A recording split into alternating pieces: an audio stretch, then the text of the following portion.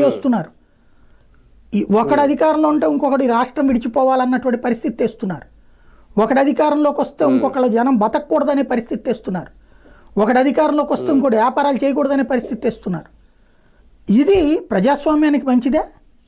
అసలు ప్రజాస్వామ్యం ఎక్కడ తెచ్చింది మన దగ్గర? ఇక్కడ పెద్ద పెద్ద వ్యాపారాలని లాగేసుకుంటున్నారు, లేదా వ్యాపారాలను అడ్డుకుంటున్నారు, దెబ్బతీస్తున్నారు. అలాగే పోనీ తింటం మానేస్తున్నారా? ఎవడికాడు తింటానే ఉండే. అప్పుడు ఇసుక తిన్నారు జగన్ అంటే ఇవాళ రోజున వీళ్ళు తింటుండే.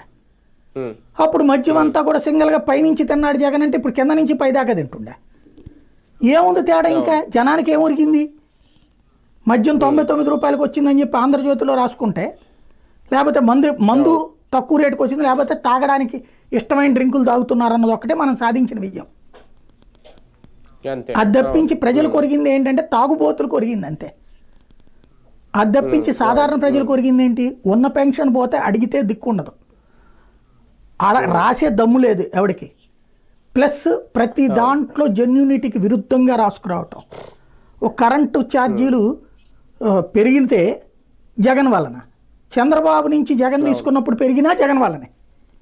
జగన్ చంద్రబాబు నుంచి పరిపాలన తీసుకున్నప్పుడు చంద్రబాబు హయాంలోని ట్రూ అప్ ఛార్జీలు జగన్ వేసినా జగనే తప్పుడోడు.